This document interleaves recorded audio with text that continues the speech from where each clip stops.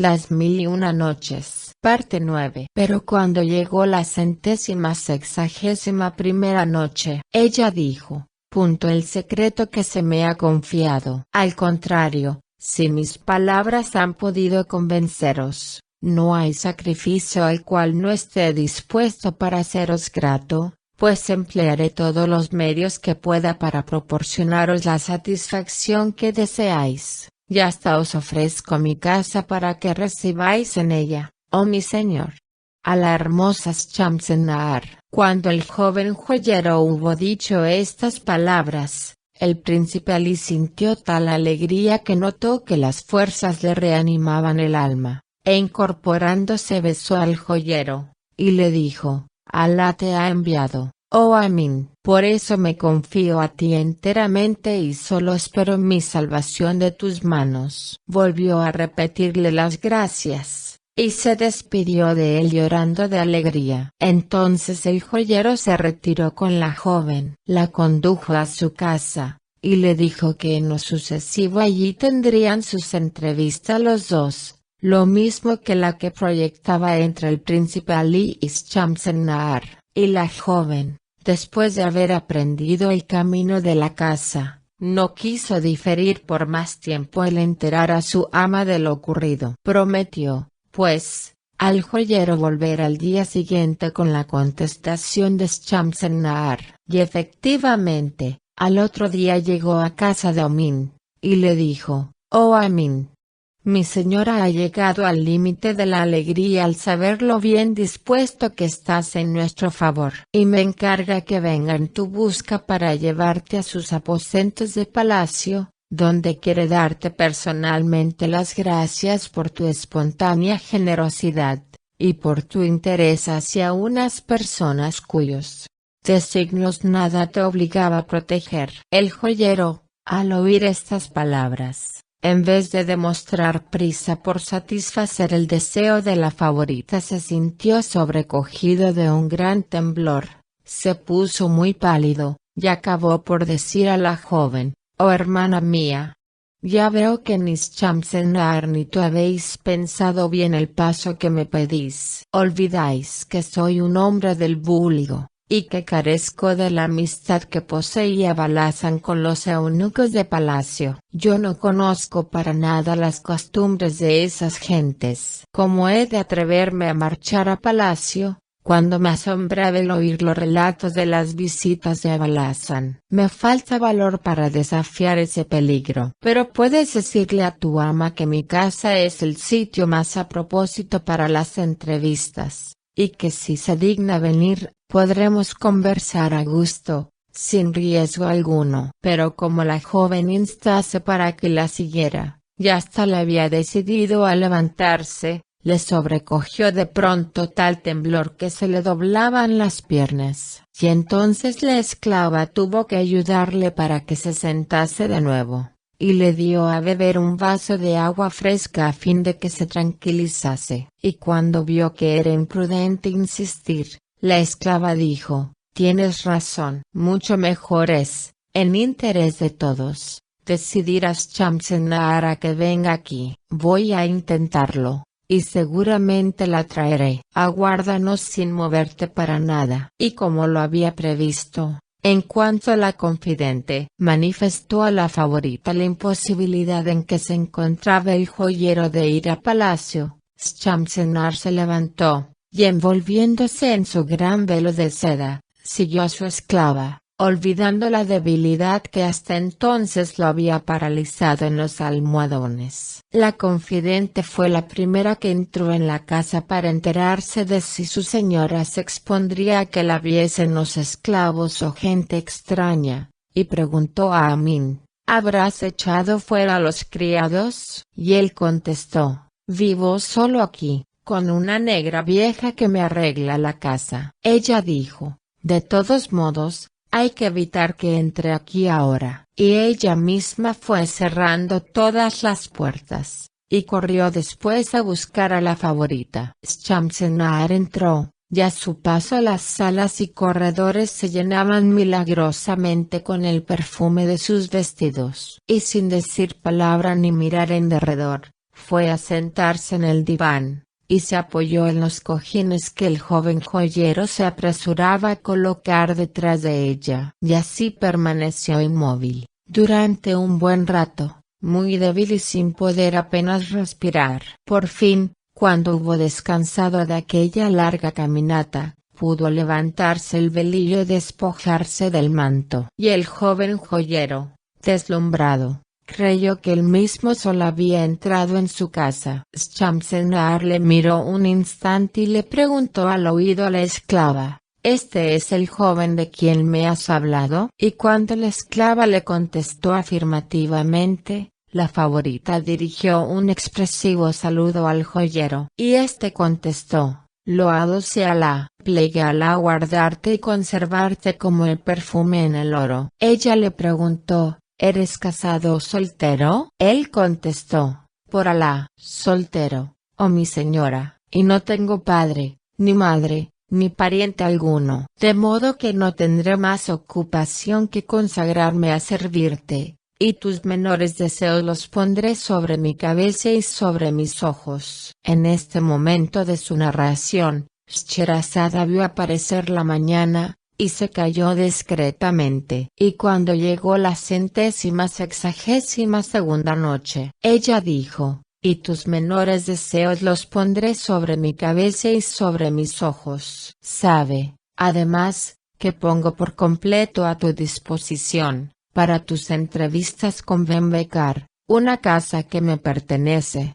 en donde nadie habita, y que está situada enfrente de este en que vivo. Voy a amueblarla enseguida, para que os reciba dignamente y no os falte nada. Entonces Shamsen-Nahar le dio expresivas gracias, y le dijo: Por Alá, mi destino es muy dichoso por haber tenido la suerte de encontrar un amigo tan adicto como tú. Ahora me explico lo que vale la ayuda de un amigo desinteresado, y cuán delicioso es encontrar el oasis del reposo después del desierto de la tristeza. Cree que sabré demostrarte un día que conozco el precio de la amistad. Mira a mi confidente, oh Amin. Es joven, dulce y expresiva, pues te aseguro que a pesar de cuánto he de sentir separarme de ella, te la regalaré para que te haga pasar noches de luz y días de frescura. Y Amin miró a la joven, y le pareció que era muy agradable, en efecto, y que, además de ojos perfectamente hermosos, tenía unas nalgas absolutamente maravillosas. Shamsen-Nahar prosiguió: Tengo en ella una seguridad ilimitada. No temas confiarle cuanto te diga el príncipe Alí, y quiérela, porque tiene cualidades que refrescan el corazón. Y Shamsen-Nahar, dichas estas cosas al joyero, se retiró seguida de su confidente, que se despidió de su nuevo amigo con una sonrisa. Cuando se hubieron alejado, el joyero Amin corrió a su tienda y sacó todos los jarrones, todas las copas cinceladas y todas las tazas de plata, y las llevó a la casa donde habían de verse los amantes. Después visitó a sus conocidos, y a unos les pidió prestadas alfombras, a otros almohadones de seda y a otros vajillas y bandejas, y de esta suerte acabó por amueblar magníficamente la casa. Después de ordenarlo todo, y cuando se hubo sentado un momento para contemplarlo, vio entrar a su amiga la joven confidente de Shamsen-Nahar. Esta se le acercó meneando gentilmente las caderas, y le dijo después de las alemas: Oh Amin, mi ama te envía su saludo de paz, y te repite las gracias, y te dice que ya está consolada del todo. Me encarga además que avises a su amante de que el califa ha marchado del palacio y que ella podrá venir aquí esta noche. Avisa, pues, al príncipe Alí, y estoy segura de que esta noticia acabará de restablecerle y le devolverá las fuerzas y la salud. Dichas estas palabras, la joven se sacó del seno una bolsa llena de dinares y se la largó a Amin, diciéndole: Mi ama te ruega que gastes todo lo que sea, sin escatimar nada. Pero Amin rechazó la bolsa, diciendo: ¿Valgo tampoco los ojos de tu dueña, oh joven esclava? ¿Que quiera recompensarme con ese oro? Dile que Amín está pagado de sobra con el oro de sus palabras y la mirada de sus ojos. Entonces la joven se guardó la bolsa, muy satisfecha por el desinterés demostrado por Amín, y corrió a contárselo a Shamsen-Nahar, y a avisarle que todo estaba preparado. Después le ayudó a bañarse, peinarse, perfumarse y vestirse con sus mejores ropas. Por su parte, el joyero Amín fue a avisar al príncipe Ali Ibn Bekar, después de haber colocado flores frescas en los jarrones y llenado las bandejas con manjares de todas clases, pasteles, dulces y bebidas, y colocado ordenadamente junto a la pared los laúdes, guitarras y demás instrumentos. Entró en casa del príncipe Ali, a quien encontró más animado con la esperanza que había infundido en su corazón, y la alegría del joven fue muy grande al saber que dentro de poco iba a ver a la amada, causante de sus lágrimas y de su dicha. Y desaparecieron todas sus penas y pesares, y su rostro se iluminó enseguida, adquiriendo mayor gentileza y más simpática dulzura. Y por su parte, Amín le ayudó a vestirse el traje más magnífico, y después, sintiéndose tan fuerte como si nunca hubiera estado a las puertas de la tumba, emprendió con el joyero el camino de la casa. Cuando entraron en ella, Amín se apresuró a invitar al príncipe a sentarse, y le colocó detrás de la espalda unos almohadones muy blandos, y a su lado, a derecha e izquierda, unas hermosas vasijas de cristal llenas de flores, y le puso entre los dedos una rosa. Y ambos, departiendo tranquilamente, aguardaron la llegada de la favorita. Apenas se habían transcurrido unos instantes, llamaron a la puerta y Amín corrió a abrir, y volvió en el acto seguido de dos mujeres, una de las cuales iba completamente envuelta en un tupido izar de seda negra. En este momento de su narración, Scheherazade vio aparecer la mañana, y se calló discretamente. Y cuando llegó la 163ª noche, ella dijo, dos mujeres, una de las cuales iba completamente envuelta en un tupido izar de seda negra, y era la hora del llamamiento a la oración, en los alminares, al ponerse el sol. Y cuando afuera la voz extática de los muezines invocaba las bendiciones de Alá sobre la tierra, Shamsen-Nahar se levantó el velo ante los ojos de Ibn Bekar, y al verse ambos amantes, cayeron desvanecidos, y tardaron como una hora en reponerse. Cuando por fin abrieron los ojos,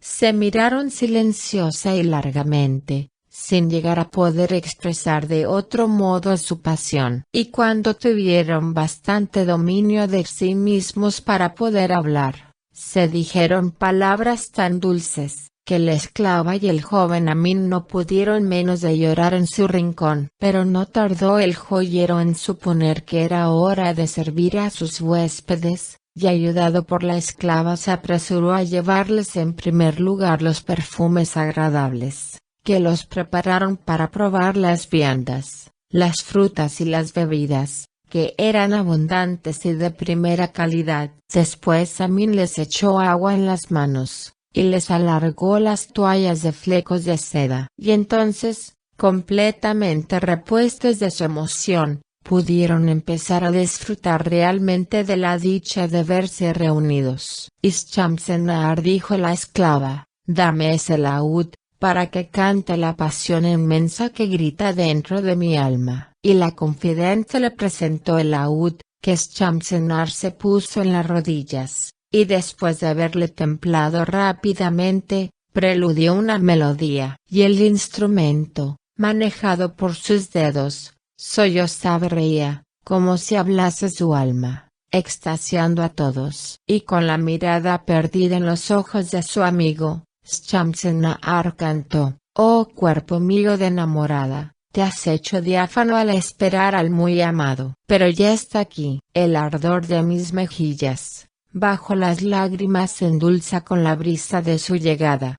Oh noche bendita al lado de mi amigo, das a mi corazón más dulzura que todas las noches de mi destino. Oh noche que aguardaba. Mi muy amado me enlaza con su brazo derecho y yo con el izquierdo le envuelvo alegre. Le envuelvo, y con mis labios aspiro el vino de su boca, mientras sus labios me vacían por completo. Así me apodero de la colmena y de toda la miel. Cuando oyeron este canto, sintieron los tres un goce tan grande, que gritaron desde el fondo de su pecho: Ya Leil, Ya Salam. Estas son las palabras deliciosas. Después el joyero Amin, suponiendo que su presencia ya no era necesaria, y en el colmo del placer al ver a los dos amantes uno en brazos del otro, se decidió a dejarlos solos en la casa para no exponerse a molestarlos, y se retiró discretamente. Emprendió el camino de su casa, y con el ánimo completamente tranquilo se acostó pensando en la felicidad de sus amigos y durmió hasta por la mañana. Pero al despertar se vio delante de él a su esclava negra, con la cara trastornada por el espanto. Y cuando abría la boca para preguntarle lo que le había pasado,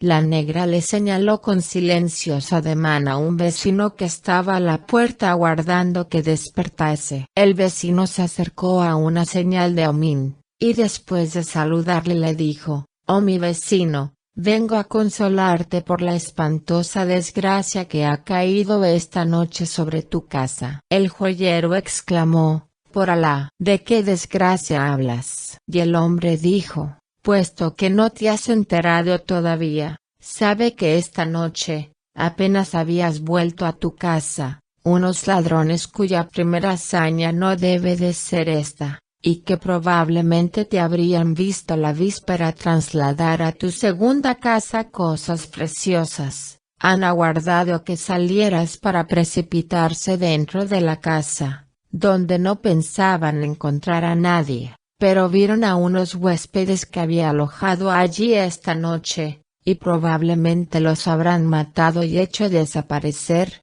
pues no se ha podido dar con sus huellas. En cuanto a la casa, los ladrones la han saqueado por completo, sin dejar ni una estera ni un almohadón, y está ahora más limpia y vacía que nunca. Al oír esto, el joven Amin levantó los brazos lleno de amargura. ¡Qué desgracia tan grande! Mis bienes y todos los objetos que me habían prestado los amigos se han perdido sin remisión, pero esto no vale nada comparado con la pérdida de mis huéspedes. Y enloquecido, descalzo y en camisa, corrió a su segunda casa, seguido de cerca por el vecino, que trataba de consolarle, y vio, efectivamente, que las habitaciones resonaban como cosa vacía. Entonces se desplomó llorando, prorrumpiendo en suspiros, y luego exclamó: ¿Y qué haré ahora, vecino? El vecino contestó: En este momento de su narración, Scheherazade vio aparecer la mañana, y se calló discreta como siempre. Pero cuando llegó la 164ª noche, ella dijo. El vecino contestó: Creo, Amin, que el mejor partido es tomar la desgracia con paciencia y aguardar la captura de los ladrones, que tarde o temprano serán habidos, pues los guardias del gobernador andan buscándolos, no solo por este robo, sino por otras fechorías que han perpetrado hace poco tiempo. Y el pobre joyero exclamó: Oh, Abalazam ben Taher, prudente varón, qué buena idea tuviste al retirarte tranquilamente a Basra. Pero lo que está escrito ha de ocurrir. Yamin volvió a emprender tristemente el camino de su casa, en medio del gentío que había averiguado toda la historia, y se compadecía de él al verle pasar. Y al llegar a la puerta de su casa, el joyero Amin vio en el vestíbulo a un hombre que no conocía, y le aguardaba. Y el hombre, al verle, se levantó y le deseó la paz, y Amin le devolvió el saludo. Entonces el hombre dijo: Tengo que decirte algunas palabras secretas, que solo debemos oír los dos. Yamin quiso llevarle a su aposento, pero el hombre le dijo: vale más que estemos completamente solos, con que vámonos a tu segunda casa. Yamin, pasmado, le preguntó: pero, ¿cómo es que no te conozco, y tú me conoces a mí, y sabes que tengo dos casas? El desconocido se sonrió y dijo: ya te lo explicaré todo, y si Allah quiere, contribuiré a consolarte. Entonces Amin salió con el desconocido, y llegó a la segunda casa, pero allí su acompañante hizo observar a Amin que los ladrones habían echado la puerta abajo, y por consiguiente, no se podía estar ahí libre de indiscretos. Después dijo: sígueme y te llevaré a un sitio que conozco. Entonces el hombre echó a andar, y Amin fue detrás de él, siguiéndole de una calle a otra calle, de un zoco a otro zoco, de una puerta a otra puerta, hasta el anochecer. Entonces, como hubieran llegado hasta el Tigris, el hombre desconocido dijo: indudablemente estaremos más seguros en la otra orilla. Y enseguida se les acercó un barquero, salido no se sabe de dónde, y antes de que Amin pudiera enterarse, estaba ya con el otro en la barca, y en unos vigorosos golpes de remo se vieron en la orilla opuesta. El desconocido ayudó a Amin a saltar a tierra, cogiéndole de la mano, lo guió a través de unas calles angostas. Y el joyero, muy intranquilo, pensaba: en mi vida he puesto aquí los pies. ¿Qué aventura será esta aventura? Llegaron ante una puerta toda de hierro, y el desconocido, sacando del cinturón una enorme llave enmohecida, la metió en la cerradura, que rechinó terriblemente, y la puerta se abrió. El desconocido entró con el joyero,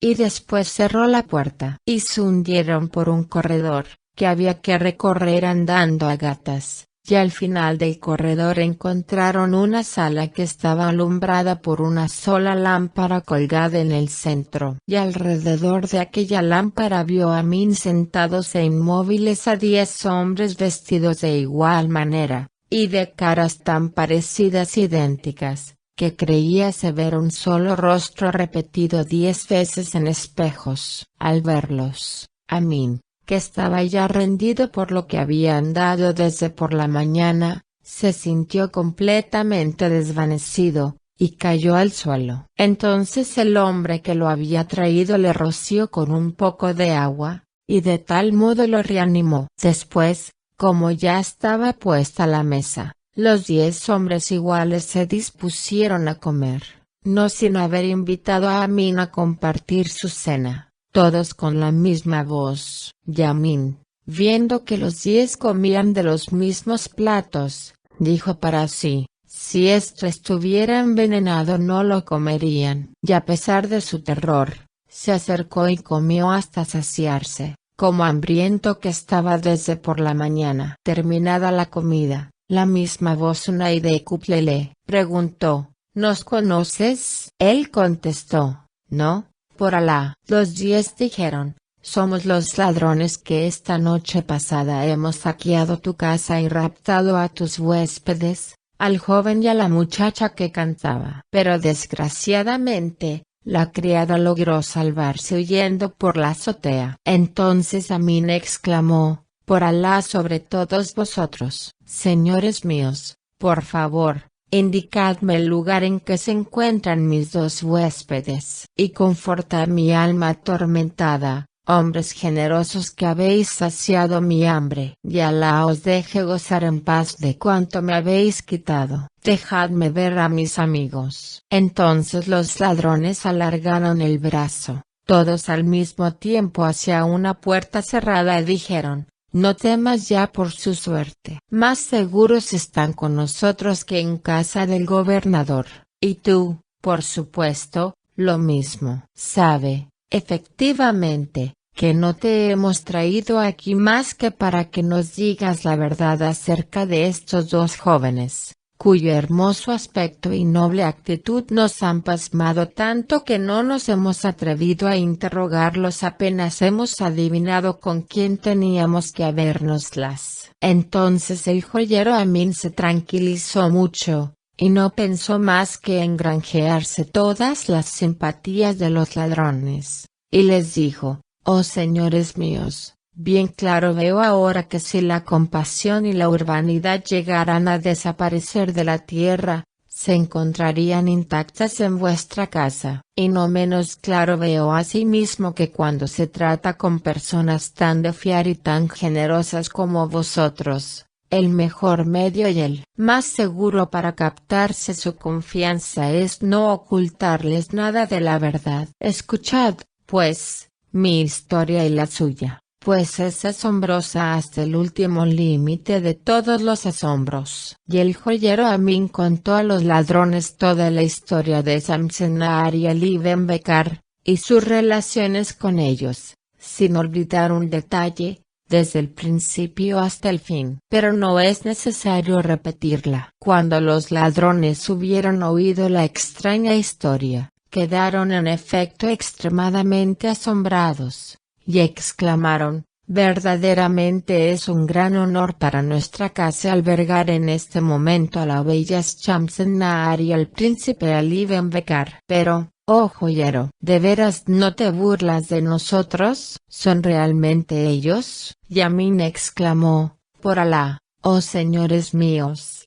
Ellos son, absolutamente, con sus propios ojos». Entonces los ladrones se levantaron como un solo hombre, y abrieron la puerta con sabida, e hicieron salir al príncipe Ali y Shamsen-Nahar, disculpándose 1000 veces, y diciéndoles: «Os suplicamos que nos perdonéis lo inconveniente de nuestra conducta, pues en realidad podíamos suponer que íbamos a capturar personas de vuestra categoría en casa del joyero». Después se volvieron hacia Amin y le dijeron: «Y a ti te devolveremos enseguida los objetos preciosos que te hemos arrebatado, y sentimos muchos no poder devolverte también los muebles, porque los hemos dispersado, haciendo que lo vendan en varios sitios y en pública subasta». Y la verdad es que se apresuraron a devolverme los objetos preciosos envueltos en un paquete grande, y yo, olvidándolo todo, no dejé de darles 1000 gracias por su generosidad.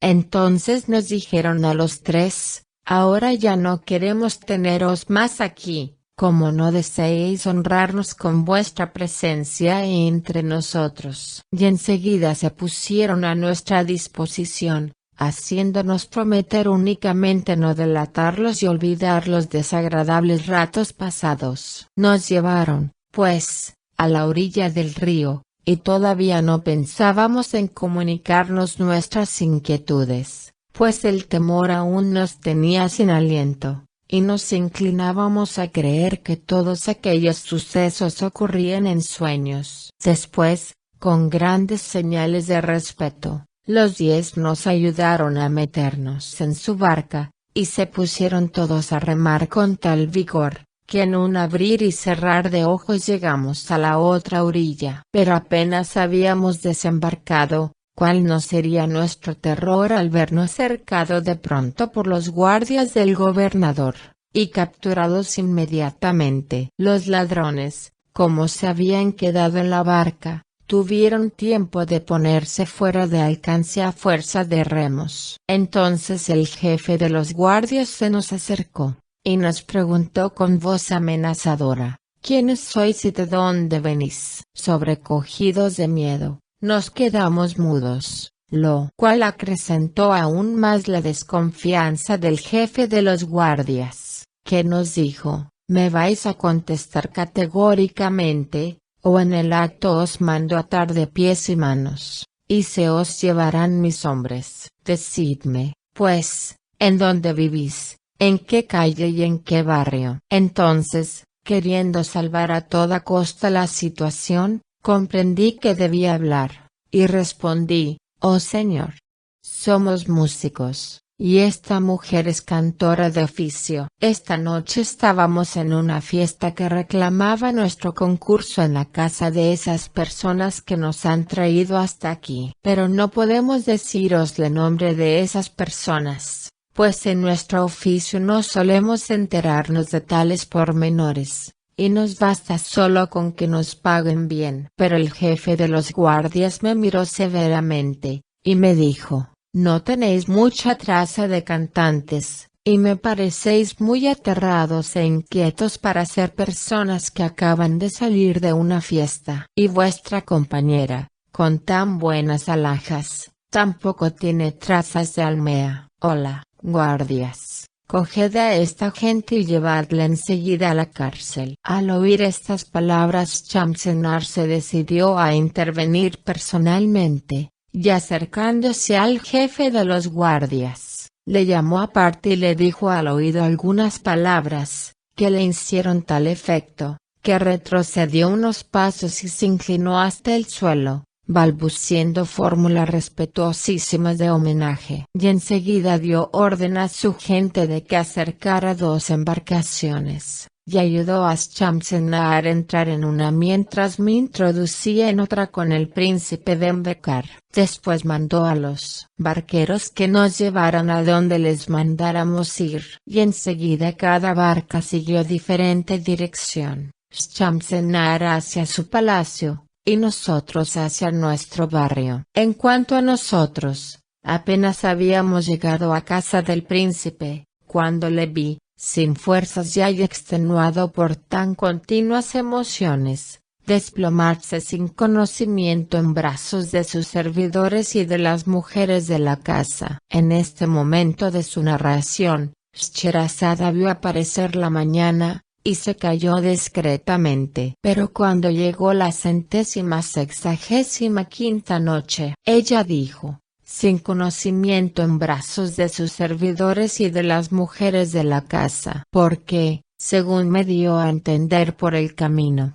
después de lo que había pasado, perdía toda esperanza de tener otra entrevista con su amiga Shamsenar. Entonces, mientras las mujeres y los servidores ocupaban en hacer volver al príncipe de su desmayo, su familia se figuró que yo debía de ser el causante de todas aquellas desgracias que no entendían, y quiso obligarme a darle toda clase de pormenores. Pero yo me guardé muy bien de explicarles nada, y les dije: buena gente, lo que le ocurre al príncipe es tan extraordinario, que él es el único que os lo puede contar. Y afortunadamente para mí, el príncipe recobró el conocimiento en aquel instante, y sus parientes ya no se atrevieron a insistir en el interrogatorio delante de él. Y yo, temiendo nuevas preguntas, y ya algo tranquilo respecto al estado de Benbecar, cogí mi paquete y me fui a toda prisa hacia mi casa. Al llegar encontré a la negra que daba gritos agudísimos y desesperados y se abofeteaba,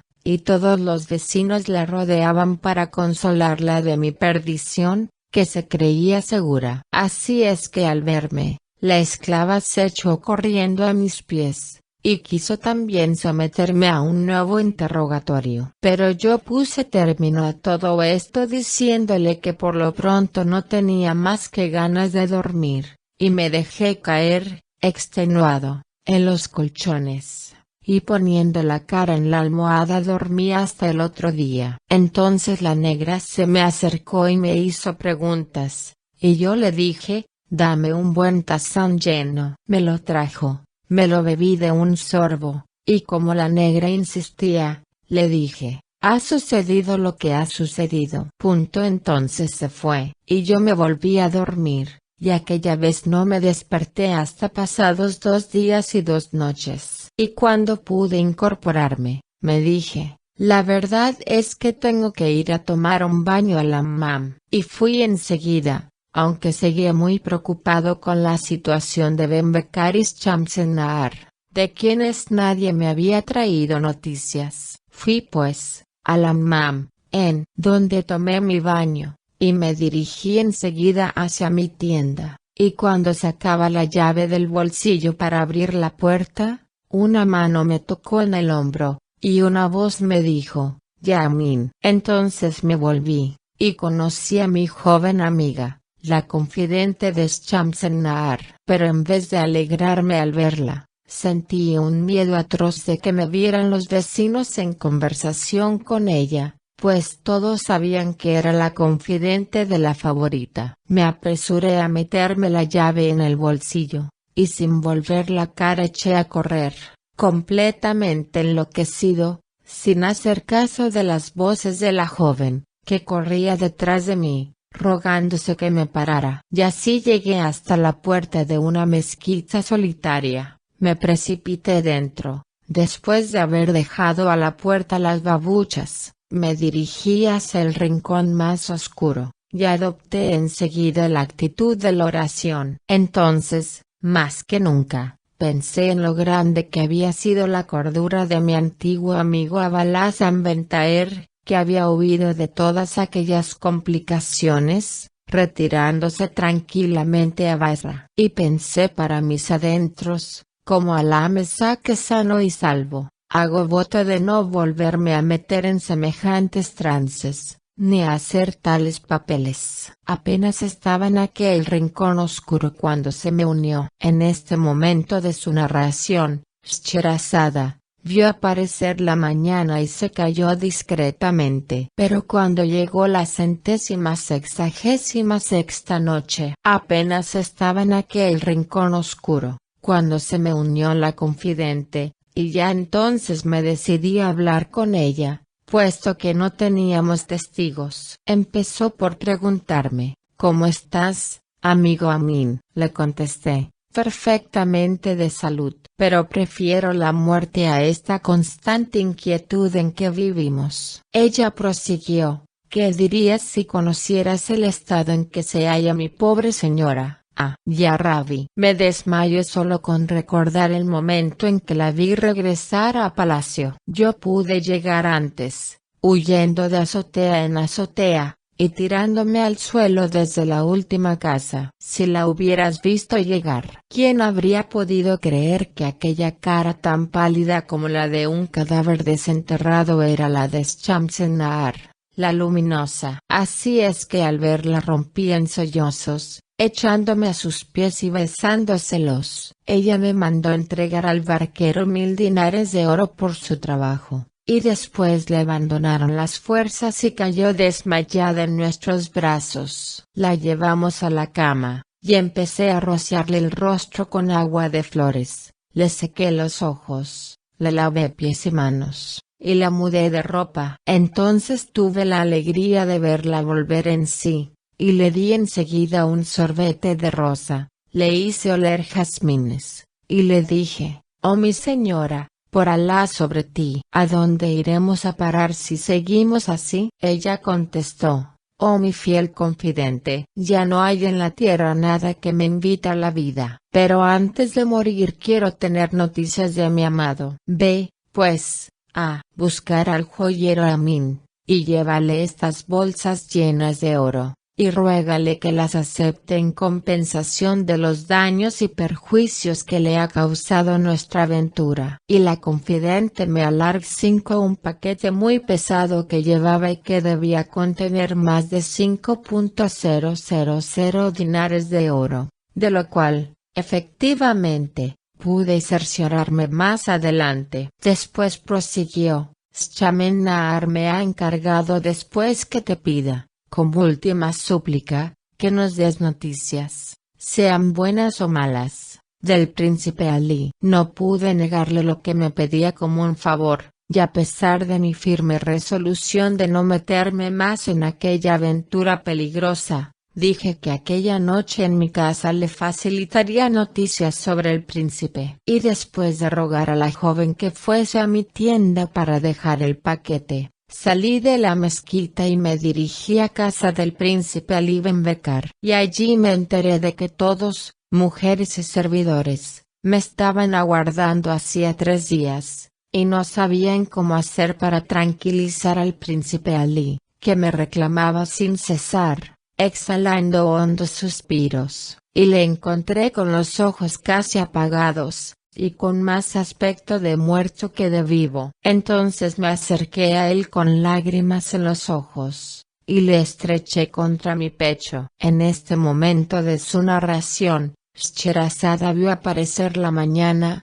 y se calló discretamente. Y cuando llegó la 167ª noche, ella dijo, y le estreché contra mi pecho y le dije muchas cosas para consolarlo un poco, pero no lo pude conseguir, y me dijo, oh Amin, como sé que mi alma va a escaparse, deseo antes de morir dejarte una muestra de gratitud, y ordenó a sus esclavos, traed tal y cual cosa. Y enseguida los esclavos se apresuraron a traer toda clase de objetos preciosos, vasijas de oro y plata, alhajas de mucho valor. Y me dijo, te ruego que aceptes esto en sustitución de lo que te han robado. Y mandó a los esclavos que transportaran todo a mi casa. Enseguida dijo, sabe, amigo mío, que en este mundo todas las cosas tienen un fin. Desdichado de quien no alcanza su fin en el amor,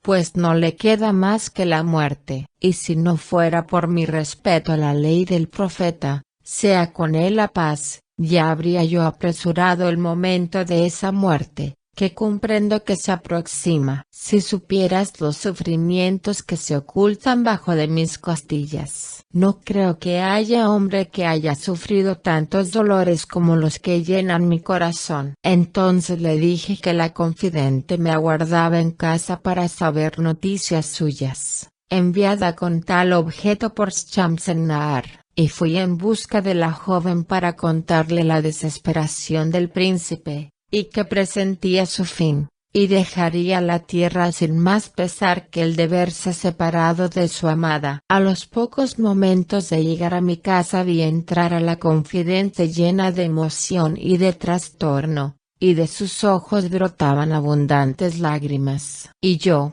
cada vez más alarmado, le pregunté, por Alá, ¿qué pasa ahora? ¿Puede haber algo peor que lo que nos ha ocurrido? Ella me contestó temblando. Ya nos ha caído encima lo que tanto temíamos, estamos perdidos sin remedio, desde el primero hasta el último. El califa se ha enterado de todo y he aquí lo ocurrido. A consecuencia de la indiscreción de una de sus esclavas, el jefe de los eunucos entró en sospechas, y empezó a interrogar una por una a todas las doncellas de Shamsen-Nahar. Y a pesar de sus negativas, dio con la pista y lo descubrió todo. Enteró inmediatamente al califa, que mandó llamar a la favorita, ordenando que la acompañaran, contra su costumbre, 20 eunucos de palacio. De modo que todos estamos en el límite del espanto. Y yo he podido zafarme un momento para avisarte del peligro que nos amenaza. Ve, pues,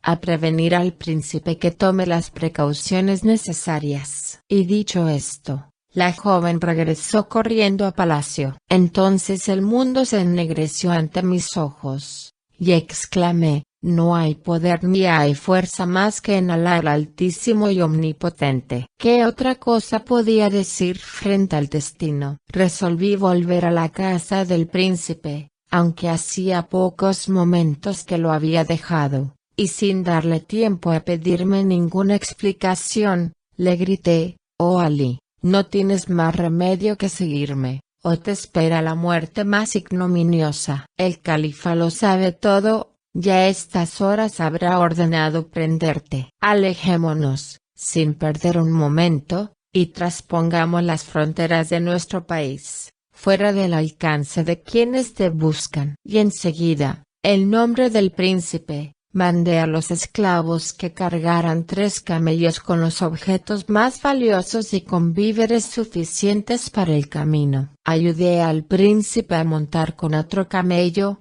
en el cual también monté yo detrás de él. Y en cuanto el príncipe se despidió de su madre nos pusimos en camino, tomando el del desierto. En este momento de su narración, Scheherazada vio aparecer la mañana, y se calló discreta, como siempre. Y cuando llegó la 168ª noche, ella dijo, nos pusimos en camino, tomando el del desierto. Pero toda cosa que está escrita debe ocurrir, los destinos, bajo un cielo u otro, han de cumplirse. Y efectivamente, nuestras desdichas habían de continuarse, porque huyendo de un peligro, nos arrojábamos a otro mayor todavía. He aquí que al anochecer, mientras íbamos por el desierto y encaminándonos hacia un oasis, cuyo alminar sobresalía entre las palmeras, vimos surgir de pronto a nuestra izquierda,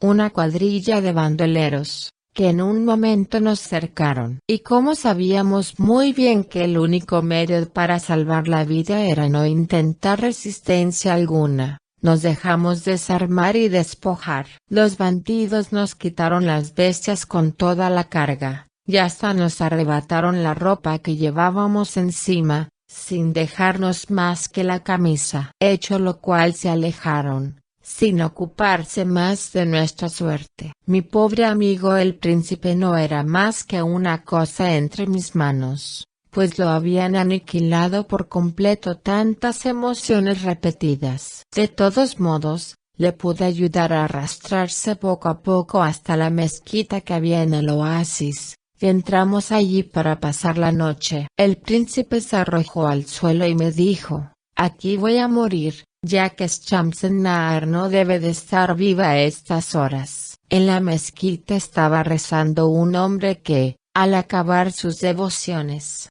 nos miró un instante, se nos acercó, y nos dijo con bondad: «Oh jóvenes, sin duda sois forasteros y venís a pasar la noche aquí». Le contesté: «Oh, jeique, somos unos forasteros a quienes los bandidos del desierto acaban de despojar por completo, sin dejarnos más bienes que la camisa que llevamos encima». Al oír estas palabras, el anciano nos manifestó mucha compasión, y nos dijo: «Oh jóvenes, aguardad unos momentos y seré con vosotros». Signo de exclamación abierta salió para volver.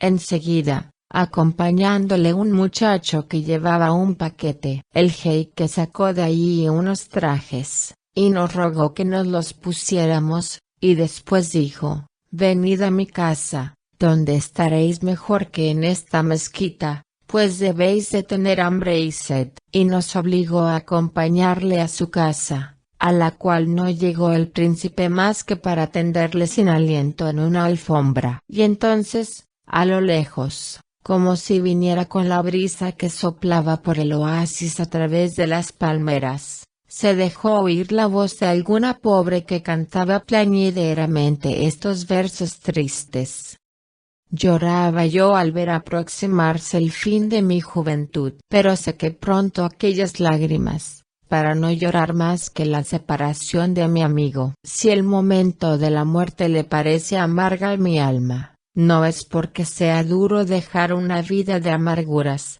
sino por irse lejos de los ojos del amigo. Ah, si yo hubiera sabido que el momento de la despedida estaba tan próximo, y que me vería privada para siempre de mi amigo, me habría llevado, como provisión para el camino, algo del contacto de sus ojos adorados». Apenas Ali Ben Becar había empezado a oír aquel canto, levantó la cabeza y se puso a escuchar como fuera de sí. Y cuando la voz se extinguió le vimos volver a caer de pronto exhalando un hondo suspiro. Había expirado. En este momento de la narración, Scheherazade vio aparecer la mañana y se calló discretamente. Pero cuando llegó la 169ª noche, ella dijo: «Le vimos volver a caer de pronto exhalando un hondo suspiro». Había expirado. Al ver aquello, el anciano y yo rompimos a llorar, y nos pasamos así toda la noche, y le conté entre lágrimas esta triste historia. Y al llegar la mañana le confié el cadáver hasta que la familia,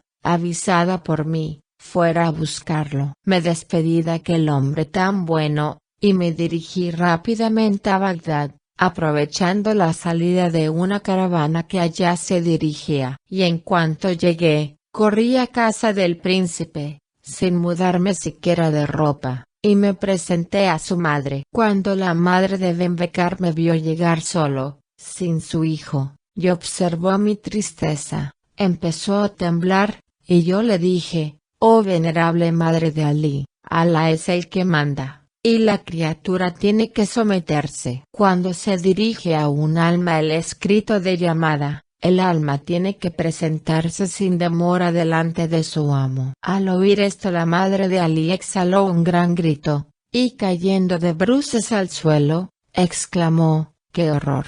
¿Habrá muerto mi hijo?». Yo bajé los ojos sin poder pronunciar una palabra, y vi como la pobre madre, ahogada por los sollozos, se desmayaba. Y me puse a llorar todas las lágrimas de mi corazón, mientras las mujeres llenaban la casa con sus lamentos. Cuando por fin pudo oírme la madre de Ali, le conté los pormenores de la muerte, y le dije: «Reconozca a lo grande de tus méritos, oh madre de Ali, y te remunere con sus beneficios y su misericordia». Entonces ella me preguntó: «¿Pero no ha dejado ningún encargo para que me lo transmitieras?». Yo contesté: «Me dijo que si moría era su mayor deseo que lo transportaran a Bagdad». La madre del príncipe volvió a romper en llanto, desgarrándose los vestidos, y dijo que inmediatamente iría con una caravana para recoger el cadáver de su hijo. Y dejándola entregada a sus preparativos de marcha, regresé a mi domicilio,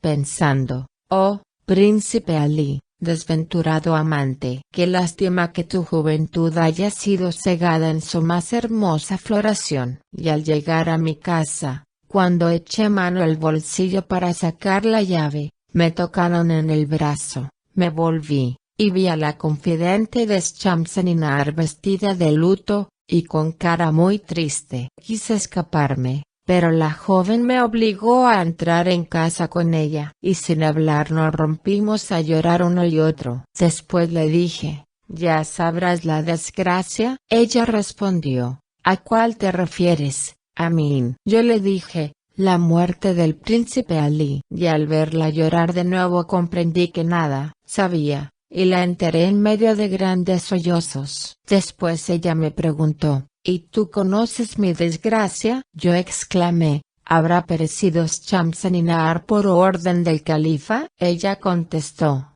«Shamsen-Nahar ha muerto, pero no como supones, oh desventurada señora mía». Y rompió a llorar, hasta que por fin me dijo: «Escúchame, Amin». Cuando Shamsen-Nahar llegó acompañada por los 20 eunucos a presencia del califa, este despidió a todo el mundo, se acercó a ella, la mandó sentar junto a él, y con voz llena de bondad le dijo: «Oh Shamsen-Nahar, tienes enemigos en palacio, y estos enemigos han querido calumniarte deformando tus actos y presentándomelos bajo un aspecto indigno de ti y de mí. Sabe que te quiero más que nunca, y para probarlo ante todo el palacio he dado órdenes de que se aumente tu tren de caza, y el número de tus esclavos, y los gastos tuyos. Te ruego, por lo tanto, que abandones esa aflicción que me aflige también a mí». Y para distraerte, voy a llamar a las cantarinas de palacio, y disponer que traigan bandejas cargadas de frutas y bebidas. Inmediatamente entraron las tañedoras de instrumentos y las cantarinas. Los esclavos vinieron cargados con grandes bandejas repletas de apetitoso contenido. Y cuando todo estuvo dispuesto, el califa, sentado al lado de Shamsen-Nahar, que a pesar de tanta bondad se sentía cada vez más débil, mandó a las cantarinas que empezaran. Y una de ellas, al son de los laúdes, pulsados por los dedos de sus compañeras, prorrumpió en este canto: «Oh lágrimas, hacéis traición a los secretos de mi alma, no dejando que guarde para mí sola un dolor cultivado en silencio. He perdido al amigo amado por mi corazón». Al oír esto, Shamsen-Nahar exhaló un gran suspiro, y cayó de espaldas. El califa, afectadísimo, se inclinó hacia ella rápidamente, creyéndola desmayada, pero la levantó muerta. Entonces tiró la copa que tenía en la mano, derribó las bandejas, y mientras dábamos gritos espantosos nos mandó salir a todas ordenando que rompiéramos las guitarras y los laúdes de la fiesta. Yo fui la única quien permitió que permaneciera en el salón. El emir se colocó a Shamsen-Nahar en las rodillas, y así estuvo llorando toda la noche, mandándome que no dejase entrar a nadie. A la mañana siguiente confió el cuerpo a las plañideras y lavadoras, y mandó que se le hicieran funerales de mujer legítima, y todavía más grandiosos. Después se encerró en sus habitaciones, y desde entonces no se le ha vuelto a ver en el salón de justicia. Por mi parte lloré con la joven la muerte de Shamsen-Nahar, y ambos nos pusimos de acuerdo para que Ali Ben Becar fuera enterrado al lado de Shamsen-Nahar. Ya guardamos el regreso de la madre, y cuando regresó, tributamos al cadáver del príncipe unos fastuosos funerales, y logramos que se le sepultara al lado de la tumba de Shamsen-Nahar. Y desde entonces yo y la joven confidente, que llegó a ser mi esposa, visitamos las dos tumbas, para llorar por los amantes, de quienes habíamos sido tan amigos. Y tal es, oh rey afortunado, prosiguió Scheherazada, la historia conmovedora de Shamsen-Nahar, favorita del califa Harún al-Rashid. En esto la pequeña doña Sada, no pudiendo reprimirse por más tiempo, prorrumpió en sollozos, hundiendo la cabeza en la alfombra. Y el rey Schahriar exclamó: «Oh Scheherazada, esa historia me ha entristecido mucho». Entonces Scheherazada dijo: «Oh rey, si te he contado esa historia, tan diferente de las otras, ha sido más que nada por los versos admirables que contiene, y sobre todo, para disponerte mejor a la alegría que ha de causarte la que me propongo contar ahora, si tienes a bien permitirlo». Y el rey Schahriar contestó: «Oh Scheherazada, hazme olvidar esa tristeza y hazme saber el título de esa historia que me prometes». Y Scheherazada dijo: «Es la historia mágica de la princesa Budur, la luna más bella entre todas las lunas». Y la pequeña doña Sada, levantando la cabeza, exclamó: «Oh mi hermana Scheherazada, cuánta sería tu bondad si la empezaras en el acto». Pero Scheherazada dijo: «De todo corazón, y como homenaje debido a este rey bien portado y de buenos modales, pero no será hasta la noche próxima». Y como veía aparecer la mañana, Scheherazada, discretamente, se calló. Historia de Kamar al-Zaman y la princesa Budur, la luna más bella entre todas las lunas. La pequeña doña Sada, que ya no podía resistir más su impaciencia, se levantó de la alfombra en que estaba acurrucada, y dijo a Scheherazada: «Oh hermana mía, te ruego que nos cuentes la historia prometida cuyo título solo ya me estremece de placer y emoción». Y Scheherazada sonrió a su hermana,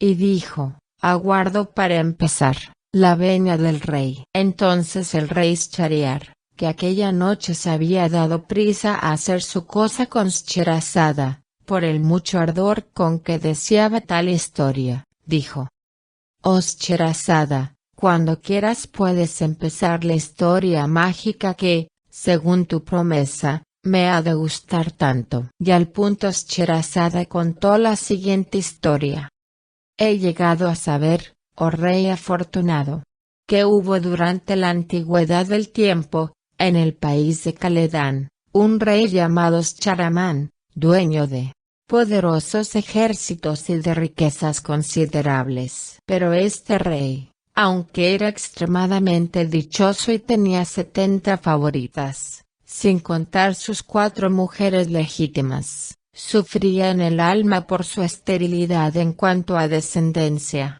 pues había llegado a avanzada edad, y sus huesos y su médula empezaban a adelgazar. Y Alá no le dotaba de un hijo que pudiera sucederle en el trono del reino. Un día se decidió a poner al gran visir al corriente de sus penas ocultas, y habiéndole mandado llamar, le dijo: «Oh mi visir, ya no sé a qué atribuir esta esterilidad que me hace padecer enormemente». Y el gran visir reflexionó durante una hora, al cabo de la cual levantó la cabeza, y dijo al rey: «Oh rey, verdaderamente es esta una cuestión muy delicada, y solo la puede resolver Alá Todopoderoso. Créeme que, después de haber reflexionado bien, no doy más que con una solución». Y el rey le preguntó: «¿Y cuál es?». El visir contestó: «He aquí, esta noche, antes de entrar en el harem,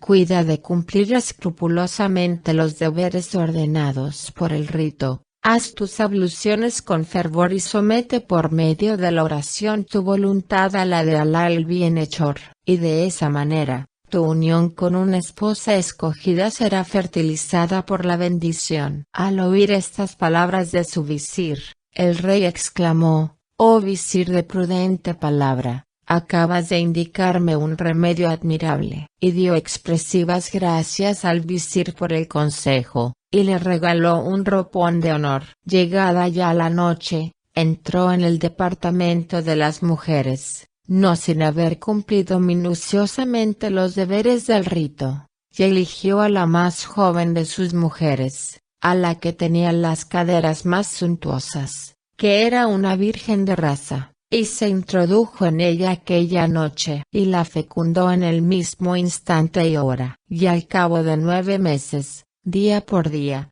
parió la joven un varón, en medio de festejos, y al son de flautas, pífanos y címbalos. Y el niño que acababa de nacer resultó tan hermoso, y tan semejante era a una luna, que su padre, maravillado, le puso por nombre Kamar al-Zaman. Y en verdad que aquel niño era la más bella de las cosas creadas. Hubo de comprobarse especialmente cuando llegó a la adolescencia, y la belleza esparció sobre sus 15 años todas las flores que encantan la vista de los humanos. Con la edad, sus perfecciones habían llegado a su límite, sus ojos se habían hecho más mágicos que los de los ángeles Harut y Marut, sus miradas más seductoras que las de Tagut, y sus mejillas más agradables que las anémonas. En cuanto a su cintura, se había hecho más flexible que la caña de bambú y más fina que una hebra de seda. Pero en cuanto a sus nalgas, eran tan pesadas que podían tomarse por una montaña de arena en movimiento, y los ruiseñores se ponían a cantar al verlas. Así, nada tenía de extraño que su cintura delicadísima se quejara a veces del peso enorme que la seguía, y que a veces, cansada del peso, se enojase con las nalgas. A todo esto, conservaba tanta frescura como las rosas, y era tan delicioso como la brisa de la tarde. Y precisamente los poetas de su época trataron de expresar de un modo cadencioso la belleza que les pasmaba, y le cantaron en versos numerosos como los siguientes entre otros 1000.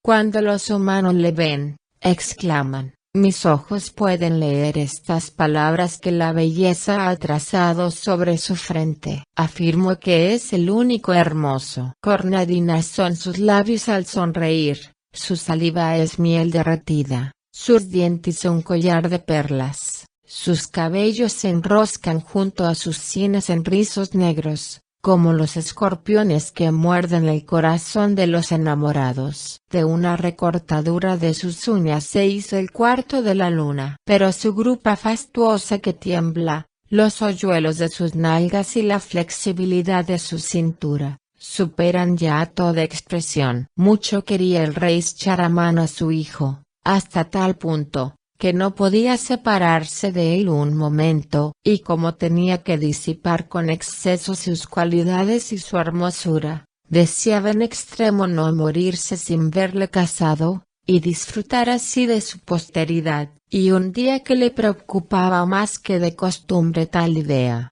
se la manifestó a su gran visir, que le dijo: la idea es excelente, porque el matrimonio suaviza el humor. Entonces el rey Shahramán dijo al jefe de los eunucos: ve pronto a decir a mi hijo Camaralzaman que venga a hablar conmigo. Y en cuanto el eunuco le transmitió la orden, Camaralzaman se presentó a su padre, y después de haberle deseado la paz respetuosamente, besó la tierra entre sus manos, con los ojos bajos y en modesta actitud, como cuadra a un hijo sumiso para su padre. En ese momento de la narración, Scheherazada vio aparecer la mañana, y como era discreta se calló. Pero cuando llegó la 171ª noche, ella dijo, con los ojos bajos y en modesta actitud, como cuadra a un hijo sumiso para su padre. Entonces el rey Schahramán le dijo, oh hijo mío Camaralzaman, mucho desearía no morirme sin verte casado, para alegrarme contigo y ensancharme el corazón con tu boda. Al oír estas palabras de su padre, Camaralzaman cambió de color, y contestó con voz alterada, sabe oh padre, que en realidad no siento inclinación alguna al matrimonio, y mi alma no tiene afecto a las mujeres. Pues además de la aversión instintiva que les tengo, he leído en los libros de los sabios tantos ejemplos de sus maldades y perfidias, que llegué a preferir la muerte a su proximidad. Y por otra parte, oh padre mío, escúchalo, que a tal respecto dicen nuestros más estimados poetas. Desdichado aquel a quien el destino dota de una mujer. Está perdido, aunque para encerrarse edifique 1000 fortalezas de piedras unidas con garfios de acero. Como cañas las sacudirían los ardides de esas criaturas. Ah, desgraciado de ese hombre. La perfidia posee ojos hermosos, alargados con col negro, y bellas trenzas abundantes, pero le hará pasar por la garganta tantos pesares, que le cortarán la respiración. Otro dice, me interrogáis acerca de esas criaturas que llamáis mujeres. Sabéis que estoy versado en el conocimiento de sus fechorías, y gastado por toda la experiencia que he adquirido. ¿Qué os diré, oh jóvenes? Huid de ellas. Ya veis que mi cabeza ha encanecido. Ya podéis adivinar cuáles fueron los resultados de su amor. Y ha dicho otro, hasta la virgen que se llama Nueva, no es más que un cadáver que ni los buitres querrían. De noche crees poseerla, porque ha cuchicheado junto a ti mimosamente secretos que no lo son. ¡Qué error! Mañana pertenecerán otros sus muslos y sus partes mejor guardadas. Créeme, oh amigo mío, que es una posada abierta para todo el que llega. Penetra en ella si quieres, pero al día siguiente sal y vete sin volver la cabeza. Deja para otros el sitio que a su vez habrán de abandonar, si conocen la cordura. De modo, oh padre, que aunque haya de apenarte mucho, no vacilaré en suicidarme si me quieres obligar a que me case. Cuando el rey Schahramán oyó estas palabras de su hijo, quedó en extremo confuso y afligido, y la luz se convirtió en tinieblas ante sus ojos. Pero como quería excesivamente a su hijo, y deseaba no ocasionarle penas, se contentó con decirle, Camaralzaman, no he de insistir sobre un asunto que, por lo que veo, no te agrada. Pero todavía eres joven, tienes tiempo para reflexionar, así como para pensar en la alegría que me produciría verte casado y con hijos. Ya aquel día no volvió a hablarle del asunto,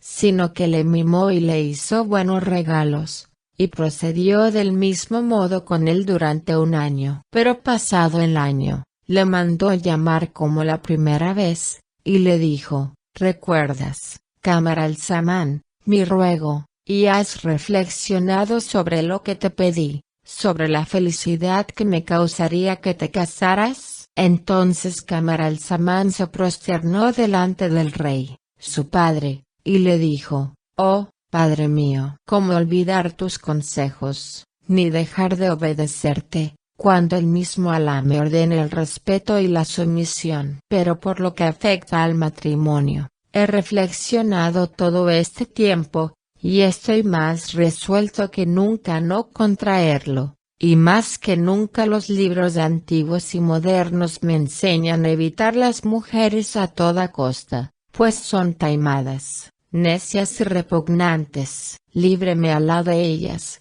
aunque sea preciso que me mate. Oídas estas palabras, el rey Shahramán comprendió que sería contraproducente todavía insistir más u obligar a la obediencia a aquel hijo querido. Pero su pesar fue tan grande, que se levantó desolado y mandó llamar aparte al gran visir, a quien dijo: «Oh mi visir, qué locos son los padres que desean tener hijos, solo dan penas y decepciones». He aquí que Camaralzaman está más resuelto aún que el año pasado a huir de las muchachas y del matrimonio. «Qué desdicha la mía, oh mi visir, ¿y cómo la remediaremos?». Entonces el visir inclinó la frente y recapacitó largo rato. Y luego levantó la cabeza, y dijo al rey: «Oh rey del siglo, he aquí el remedio que vamos a emplear. Ten paciencia un año más, y entonces, en vez de hablarle de eso en secreto, reúne a todos los emires, visires y grandes de la corte, así como a todos los oficiales de palacio, y delante de todos ellos declárale tu resolución de casarle sin demora. Y entonces no se atreverá a desobedecerte ante la respetable asamblea, y te contestará oyendo y sometiéndose». En este momento de su narración, Scheherazade vio aparecer la mañana, y se calló discretamente. Pero cuando llegó la 172ª noche, ella dijo: «Y te contestará oyendo y sometiéndose». Tanto satisfizo al rey este discurso del visir, que exclamó: «Por Alá, es una idea realizable», y demostró su alegría ofreciendo al visir uno de los más bellos ropones de honor. Después de lo cual tuvo paciencia el tiempo indicado, y mandó reunir entonces la asamblea, ordenando que asistiese a ella su hijo Camaralzaman. Y el joven entró en la sala, iluminándola con su presencia. «Y qué lunar en su barbilla, y qué perfume, ya Alá». Cuando pasaba, y cuando se vio delante de su padre, besó 3 veces la tierra entre sus manos, y se quedó de pie aguardando que su padre le dirigiera la palabra. El rey le dijo: «Oh hijo mío, sabe que te mandé asistir a esta asamblea solo para expresarte mi resolución de casarte con una princesa digna de tu categoría, y alegrarme así con mi posteridad antes de fallecer». Cuando Camaralzaman oyó estas palabras de su padre, sentíase de improviso atacado por una especie de locura, que le dictó cierta respuesta tan poco respetuosa, que todos los circunstantes bajaron los ojos, cohibidos, y el rey quedó mortificado hasta el límite extremo de la mortificación, y como estaba obligado a poner coto a tamaña insolencia en público, gritó a su hijo con voz terrible: «Ahora verás lo que cuesta a los hijos desobedecer a sus padres y no guardarles la consideración debida». E inmediatamente mandó a los guardias que ataran a Camaralzaman los brazos a la espalda y le encerraran en la torre vieja de la ruinosa ciudadela contigua al palacio, lo cual se ejecutó inmediatamente. Y uno de los guardias se quedó a la puerta para vigilar al príncipe, y acudir a su llamamiento en caso de necesidad. Cuando Camaralzaman se vio encerrado de aquel modo, se entristeció mucho, y dijo para sí: «¿Acaso más me habría valido obedecer a mi padre y casarme contra mi gusto para complacerle? Siquiera así habría evitado darle tal pena, y que me encerraran en esta especie de calabozo, en lo más alto de esta torre vieja». «Ah, malditas mujeres, hasta de mi infortunio sois la principal causa». Esto en cuanto a Camaralzaman. Pero con respecto a Shahramán, se retiró a sus aposentos, y al pensar que su hijo, al cual quería tanto, estaba en aquel momento solo, triste y encerrado, y quizá desesperado, empezó a lamentarse y a llorar, porque su cariño al hijo era grandísimo, y le hacía olvidar la insolencia de que en público habíase hecho reo. Y se enfureció mucho contra el visir, que fue quien le instigó a reunir la asamblea, por lo que le mandó llamar y le dijo: «Tú eres el mayor culpable. A no ser por tu malhadado consejo, no me habría visto obligado a ser riguroso con mi hijo. Vamos, habla. ¿Qué tienes que contestarme? Y dime cómo nos conduciremos en lo sucesivo, porque yo no puedo acostumbrarme a la idea del castigo que a estas horas está sufriendo todavía mi hijo,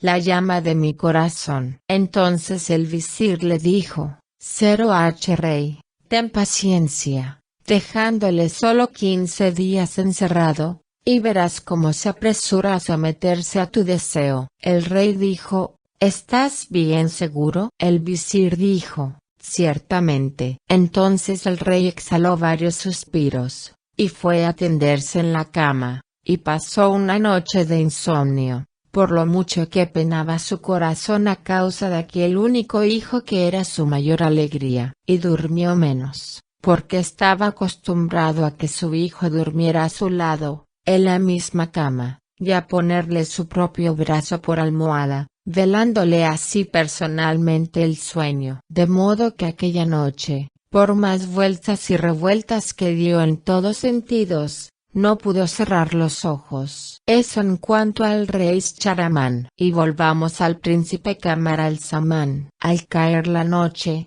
el esclavo encargado de guardar la puerta entró con un candelabro encendido que dejó a los pies del lecho, pues había cuidado de arreglar en aquella habitación una cama bien acondicionada para el hijo del rey, y verificado esto, se retiró. Entonces Camaralzaman se levantó, hizo sus abluciones, recitó algunos capítulos del Corán, y pensó en desnudarse para pasar la noche. Se quitó, pues, toda la ropa, sin dejar puesta más que la camisa encima del cuerpo, y se puso a la cabeza un pañuelo de seda azul. Y más que nunca parecía así tan hermoso como la luna de la noche 14. Se tendió entonces en la cama y aunque desconsolado con idea de haber enojado a su padre, no tardó en dormirse profundamente. Pero no sabía, ni podía figurárselo, lo que iba a ocurrir aquella noche, en aquella torre vieja, frecuentada por los genios del aire y de la tierra. En efecto, en este punto de su narración, Scheherazade vio aparecer la mañana, y se calló discretamente. Cuando llegó la 176ª noche, ella dijo: «En efecto, la torre en que se había encerrado a Camaralzaman estaba abandonada de muchos años atrás, y databa del tiempo de los antiguos romanos, y al pie de la torre había un pozo, también antiquísimo y de construcción romana, ya que el pozo era precisamente el que servía de habitación a una efrita joven, llamada Maimuna. La efrita Maimuna, de la posteridad de Eblis, era hija del poderoso efrit Zomriat, jefe principal de los genios subterráneos. Maimuna era una efrita muy agradable, creyente, sumisa, ilustre entre todas las hijas de los genios por sus propias virtudes y las de su ascendencia, famosa en las regiones de lo desconocido. Sobre las 12 de aquella noche, la efrita Maimuna salió del pozo, según solía, a tomar el fresco, y voló ligera hacia los estados del cielo, para dirigirse desde allí al lugar hacia el cual se sintiera atraída. Y al pasar por cerca de la techumbre de la torre, se asombró de ver luz en un sitio en que desde hacía largos años nunca había visto nada. Dijo, pues, para sí: «Seguramente que esa luz está ahí por algo. He de entrar dentro a ver lo que es». Entonces dio un rodeo y penetró en la torre, y vio al esclavo echado a la puerta, pero sin pararse. Pasó por encima y entró en la habitación. Y cuál no fue su encantadora sorpresa al ver al joven que estaba echado medio desnudo en la cama. Empezó por pararse de puntillas, y para verle mejor, se acercó sigilosamente, después de haberse bajado las alas, que la molestaban un tanto en aquella habitación tan angosta. Y levantó por completo la colcha que tapaba la cara del joven, y la dejó estupefacta a su hermosura. Así estuvo sin respirar una hora, por temor a despertarle antes de haber podido admirar a su gusto todas las delicadezas que le formaban, el color delicado de sus mejillas, la tibieza de sus párpados de pestañas, llenas de sombra pálida y larguísima, la curva adorable de sus cejas, todo ello, incluso el olor embriagador de su piel y los reflejos dulces de su cuerpo, hubieron de emocionar a la gentil Maimuna, que en toda su vida de excursiones a través de la tierra habitable, nunca había visto semejante belleza. Ciertamente, bien se le podían aplicar estos versos del poeta: al contacto de mis labios vi que se ennegrecían sus pupilas, que son mi locura, y se sonrojaban sus mejillas, que son toda mi alma. Y exclamé: oh corazón mío, di a los que se atreven a motejar tu pasión, oh censores, enseñadme un objeto tan hermoso como mi bien amado. Y cuando la efrita Maimuna, hija del efrit Zomriat, sació bien sus ojos con aquel espectáculo maravilloso, alabó a Alá exclamando: bendito sea el Creador que modela la perfección. Después pensó: ¿y cómo los padres de este adolescente pueden separarse de él para encerrarle solo en esta torre derruida? ¿No temerán los maleficios de los genios malos de mi raza que habitan en los escombros y en los lugares desiertos? Pero, por Alá, ya que ellos no hacen caso de su hijo, juro otorgarle mi protección y defenderle contra todo efrit que, atraído por sus encantos, quiere abusar de él. Después se inclinó sobre Kamar al-Zaman, y le besó en los labios con gran delicadeza, y en los párpados, y en ambas mejillas, volviendo a taparle con la colcha, sin despertarle, y abrió las alas, volando por la alta ventana hacia el cielo. Pero al llegar a la región media para tomar el fresco, y cuando se cernía tranquilamente, pensando en el joven dormido, de pronto, y nada lejos, oyó un ruido de precipitado batir de alas que la hizo volverse hacia aquella parte, y vio que el autor del ruido era el efrit Danasht, genio de mala especie, uno de los rebeldes que no acatan ni reconocen la supremacía de Soleimán ben Daud. Y este Danasht era hijo de Shamurasht, el más rápido de los genios en las carreras aéreas. Cuando Maimuna vio al mal Danasht, temió que el bribón vislumbrase la claridad de la torre y perpetrase allí cualquier fechoría, por lo que se arrojó sobre él con un ímpetu semejante al del gavilán, e iba a alcanzarle y agredirle, cuando Danasht le hizo seña de que se rendía a discreción, y le dijo temblando de miedo: oh poderosa Maimuna, hija del rey de los genios, te conjuro por el nombre augusto y por el talismán sagrado del sello de Soleimán, a que no uses de tu poder para hacerme daño, y por mi parte te prometo no hacer nada reprensible. Entonces Maimuna dijo a Danasht, hijo de Shamurasht: así sea. Me avengo a perdonarte, pero apresúrate a decirme de dónde vienes a estas horas. ¿Qué haces ahí y a dónde piensas ir? Y sobre todo, sé verídico en tus palabras, oh Danasht. Pues si no, estoy dispuesta a arrancarte las plumas de las alas con mis manos, a desollarte y a romperte los huesos, para precipitarte después como una masa. No creas poder librarte con una mentira, oh Danasht. Entonces el efrit dijo: oh mi dueña Maimuna, sabe que en este momento me has encontrado muy a propósito para oír cualquier cosa completamente extraordinaria. Pero prométeme siquiera dejarme ir en paz si satisfago tu deseo y darme un salvoconducto que en adelante me resguarde de la mala voluntad de todos los genios, mis enemigos del aire, el mar y la tierra, ya que eres la hija del rey de todos nosotros.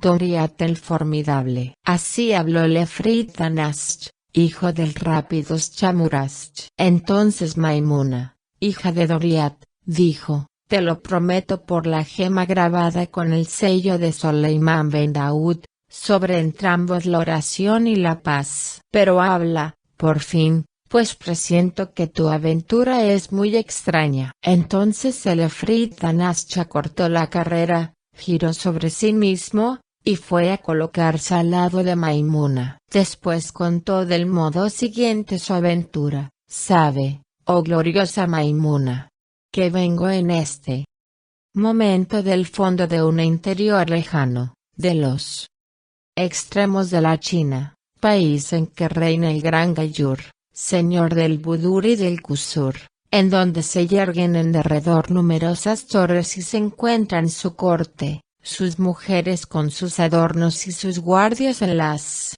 encrucijadas y en todo el contorno. Y allí han visto mis ojos la cosa más hermosa de todos mis viajes y mis giras, su hija única, el Set Budur. Y como le es imposible a mi lengua, aun exponiéndose a criar pelo, el pintarte la belleza de esa princesa, me contentaré con enumerarte sencillamente sus cualidades de un modo aproximado. Escucha, pues, oh Maimuna. Te hablaré de su cabellera. Luego te describiré su rostro. Luego sus mejillas. Luego sus labios. Su saliva. Su lengua. Su garganta. Sus pechos. Su vientre. Sus caderas. Sus nalgas. Su centro. Sus muslos. Y por fin sus pies. Oh Maimuna. Bismillah. Oh su cabellera, señora mía, es tan oscura, que resulta más negra que la separación de los amigos. Y cuando se reparte en 3 trenzas, que descienden hasta sus pies, creo ver 3 noches y a un tiempo. Y su rostro es tan blanco como el día en que se encuentran los amigos. Si lo miro en el momento de brillar la luna llena, veo 2 lunas a la vez. Sus mejillas están formadas por una anémona dividida en 2 corolas. Sus pómulos parecen la misma púrpura de los vinos,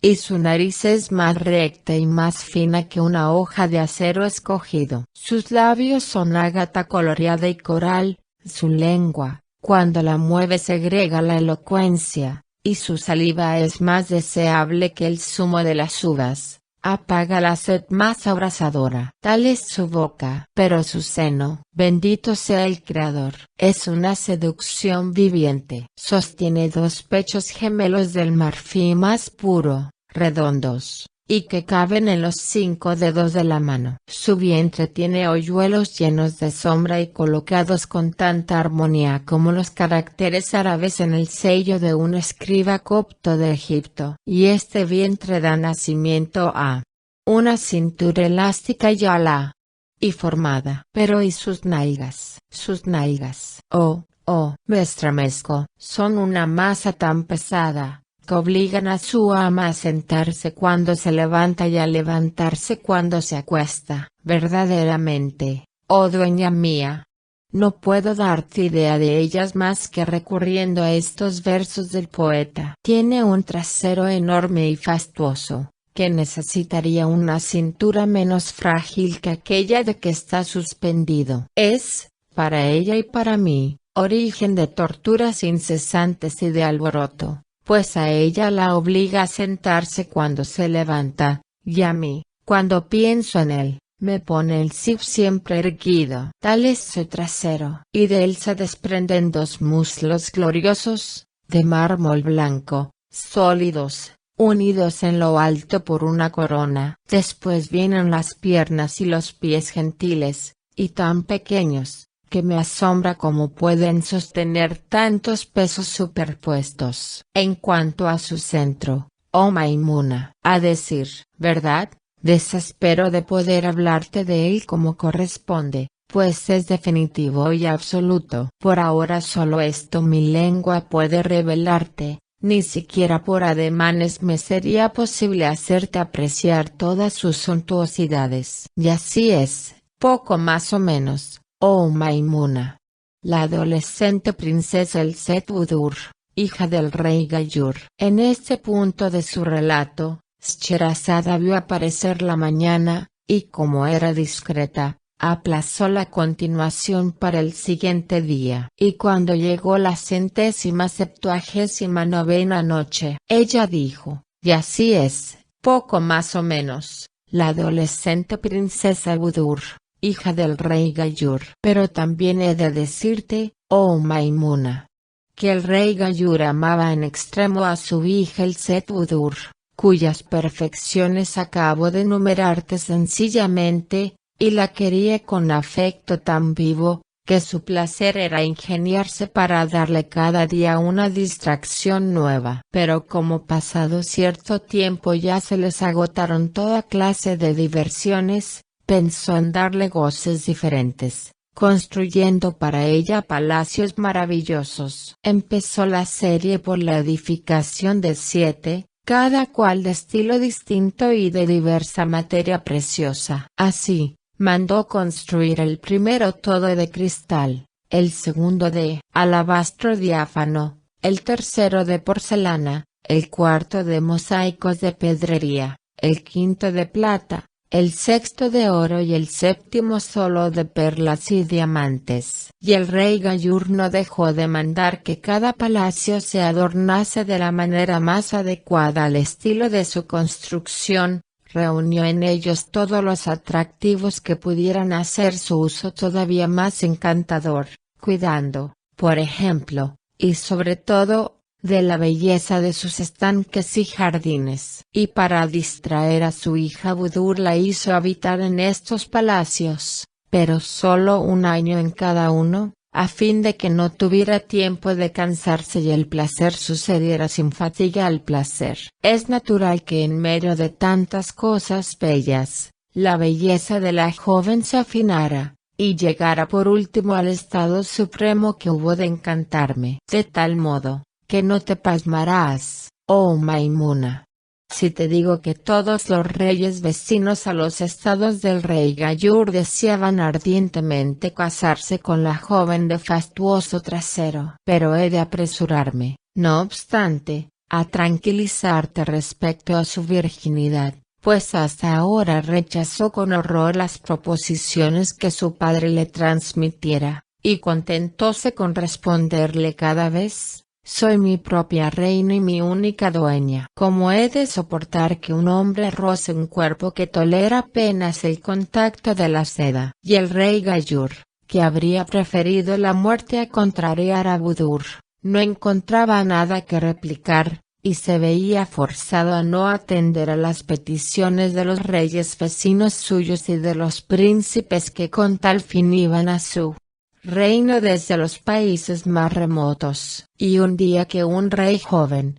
más bello y poderoso que los demás, se presentó después de haber enviado muchos regalos preparatorios, el rey Gayur habló de él a Budur, que, indignada esta vez, estalló en reconvenciones, y exclamó: ya veo que no me queda más que un medio de acabar con este tormento continuo. Voy a coger ese alfanje que veo ahí, y clavármelo de punta en el corazón para que me salga por la espalda. Por Alá, no tengo otro recurso. Y como se disponía de veras a emplear tal violencia consigo misma, el rey Gayur se asustó de tal modo, que sacó la lengua, y sacudió la mano, y puso los ojos en blanco, y después se apresuró a confiar a Budur a 10 viejas muy listas y llenas de experiencia, una de las cuales fue la propia nodriza de Budur. Y desde entonces las 10 viejas no la dejan un momento y vigilan sucesivamente a la puerta de su habitación. Y he aquí, oh mi señora Maimuna,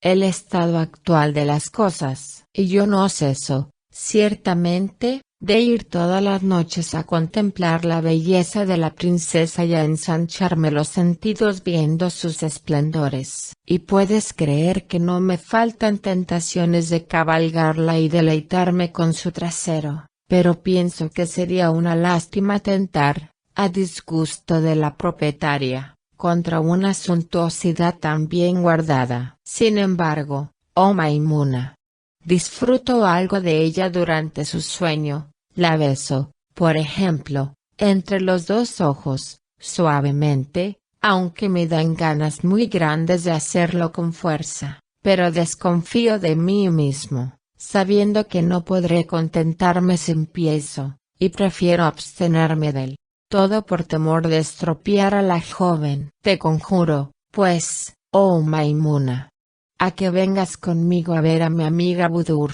cuya belleza te encantará, sin duda alguna, y cuyas perfecciones te garantizo que han de entusiasmarte. Vamos, oh Maimuna, al país del rey Gayur para admirar al Set Budur. Así habló el efrit Danasht, hijo del rápido Shamurast. En este momento de su narración, Scheherazade vio aparecer la mañana y como era discreta, se calló. Y cuando llegó la 180ª noche, ella dijo: así habló el efrit Danasht, hijo del rápido Shamurast. Cuando la joven efrita Maimuna hubo oído esta historia, en vez de contestar, se rió burlonamente, dio un aletazo en el vientre al efrit, y escupiéndole en la cara, le dijo: qué estúpido estás con tu muchacha Meona. Y verdaderamente me pregunto cómo te has atrevido a hablarme de ella, cuando debes saber que no podría soportar por un momento la comparación con el hermoso adolescente a quien amo. Y el efrit exclamó,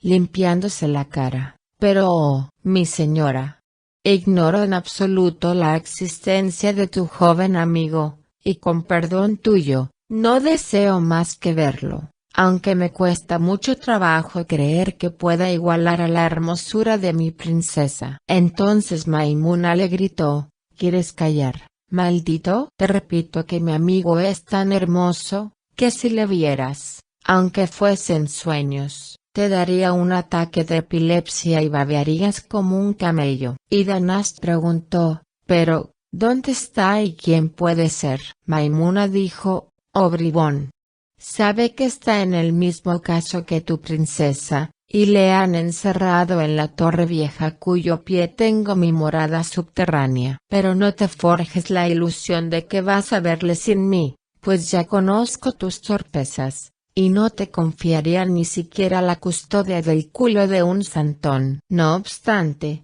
me avengo a consentir en enseñártelo, para saber tu parecer, advirtiéndote que como tengas la audacia de mentir, hablando contra la realidad de lo que vas a ver, te arranco los ojos y te convierto en el más mísero de los genios. Además, me pagarás una buena apuesta si mi amigo resulta más bello que tu princesa, y para ser justa, me comprometo a pagar yo en el caso contrario. Y Danasht exclamó: acepto la condición. Ven, pues, conmigo a ver el Set Budur al país de su padre el rey Gayur. Pero Maimuna dijo: acabaremos más pronto yendo a la torre, que está ahí a nuestros pies, para empezar por juzgar la hermosura de mi amigo, y luego compararemos. Entonces Danasht respondió: escucho y obedezco. Y ambos bajaron en línea recta desde lo alto de los aires hasta la techumbre de la torre, y penetraron por la ventana en el aposento de Camaralzaman. Entonces Maimuna dijo al efrit Danasht: no te muevas. Y sobre todo, sé correcto. Después se acercó al joven dormido, y levantó la sábana que en aquel momento le cubría. Y se volvió hacia Danasht y le dijo: mira, oh maldito, y ten cuidado con no caerte todo lo largo que eres. Y Danasht alargó la cabeza, y retrocedió estupefacto, luego estiró de nuevo el cuello, e inspeccionó largo rato la cara y el cuerpo del hermoso joven, al cabo de lo cual movió la cabeza y dijo: oh mi señora Maimuna, ya veo que tienes mucha disculpa al pensar que tu amigo es de belleza incomparable, pues en verdad que nunca he visto tantas perfecciones en un cuerpo de adolescente. Y eso que sabes que conozco a los más bellos de los hijos de los hombres. Pero, oh Maimuna, el molde que le fabricó no se ha roto sin producir antes una muestra femenil, que es precisamente la princesa Budur. Al oír estas palabras, Maimuna se lanzó sobre Danaschi y le dio un aletazo en la cabeza, que le rompió un cuerno, y le gritó: «Oh tú, el más vil de los genios, ve inmediatamente al palacio de Set Budur, en ese país del rey Gayur, y trae a la princesa desde allá hasta aquí, pues no quiero molestarme en acompañarte a casa de esa chiquilla. En cuanto la hayas traído, la acostaremos al lado de mi joven amigo, y compararemos con nuestros propios ojos. Y vuelve pronto, Danaschi, o te despedazo el cuerpo y te echo como pasto a las hienas y a los cuervos». Entonces el efrit Danaschi recogió el cuerno del suelo y se marchó con aire lamentable, rascándose el trasero. Después atravesó el espacio como una saeta, y no tardó en volver, pasada una hora, con su carga a cuestas. Y la princesa, dormida en hombros de Danaschi, no tenía puesta más que la camisa, y su cuerpo palpitaba en su blancura. Y en las amplias mangas de la camisa estaban bordados estos versos que se entrelazaban agradablemente: «Tres cosas le impiden otorgar a los humanos una mirada que diga sí: el temor a lo desconocido, el horror a lo conocido, y su hermosura». Entonces Maimuna dijo a Danaschi: «Me parece que debiste entretenerte por el camino con esta joven, pues te has retrasado, y a un buen efrit no le hace falta gastar una hora en ir del país de Khaledan a lo último de la China y volver por el camino más derecho. Bueno, apresúrate a atender a esa muchacha al lado de mi amigo para que hagamos nuestro examen». Y el efrit Danaschi, con infinitas precauciones, colocó suavemente en la cama a la princesa, y le quitó la camisa. Verdaderamente, la princesa era muy bella y tal como la había descrito el efrit Danaschi. Y Maimuna pudo observar que el parecido entre los dos jóvenes era tan perfecto, que se los hubiera tomado por dos gemelos, y solamente diferían en el centro, pero tenían la misma cara de luna, la misma cintura delicada y las mismas nalgas redondas y llenas de opulencia. Y también pudo darse cuenta de que si la joven crecía en el centro de lo que adornaba al adolescente, lo sustituía ventajosamente con dos breves pechos maravillosos que denotaban su sexo suculento. Dijo, pues, a Danaschi: «Veo que se puede vacilar un momento acerca de la preferencia debido a uno u otro de nuestros amigos. Pero hay que ser ciego o insensato como tú, para no reconocer que entre dos jóvenes de igual belleza, siendo uno varón y otra hembra, el varón es superior a la hembra». «¿Qué dices a eso, maldito?». Pero Danaschi contestó: «Por mi parte, sé lo que sé, y veo lo que veo, y el tiempo no me haría creer lo contrario de lo que mis ojos han visto». «Pero oh mi señora, si tuvieras empeño en que mintiese, mentiría para darte gusto». Cuando la efrita Maimuna oyó estas palabras, se echó a reír, y comprendiendo que no podría nunca ponerse de acuerdo con el testarudo Danaschi solo por medio de un examen, le dijo: «¿Acaso haya un medio de averiguar cuál de nosotros dos tiene razón? Y es recurrir a nuestra inspiración. El que diga los mejores versos en loor de su preferido, será quien esté en lo cierto. ¿Estás conforme? Ser o no eres capaz de esa habilidad, propia solo de los seres delicados». Pero el efrit Danaschi exclamó: «Eso es precisamente, señora mía, lo que quería proponerte. Pues mi padre Chamburas me enseñó las reglas de la construcción poética y el arte de los versos ligeros de ritmo perfecto. Pero sea tuya la prioridad, oh encantadora Maimuna». Entonces Maimuna se acercó a Kamar al-Zaman dormido, e inclinándose hacia sus labios, se los besó suavemente. Después le acarició la frente, y con la mano en su cabellera, dijo, mirándole: «Oh cuerpo claro, al que las ramas han dado su flexibilidad y los jazmines su fragancia. ¿Qué cuerpo de virgen vale lo que tu olor? Ojos en que el diamante puso su luz y la noche sus estrellas, ¿qué ojos de mujer alcanzarán tu fuego? Beso de tu boca,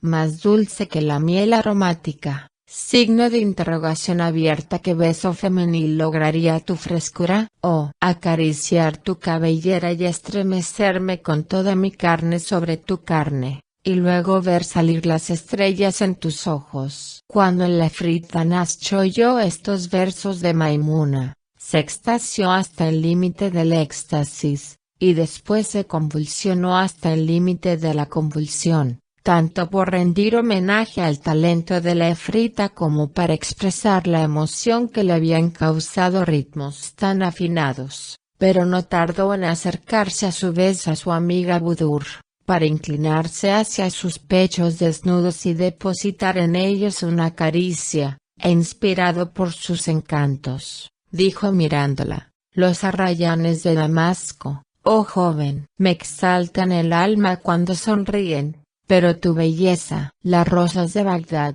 alimentadas con claror de luna y rocío, me embriagan el alma cuando sonríen, pero tus labios desnudos. Cuando sonríen tus labios desnudos y tu belleza florida, oh amada mía, me vuelven loco. Y desaparece todo lo demás. No bien Maimuna oyó oda tan deliciosa, sorprendióse en gran manera al encontrar. En este momento de su narración, Scheherazada vio aparecer la mañana, y se calló discretamente. Continuará.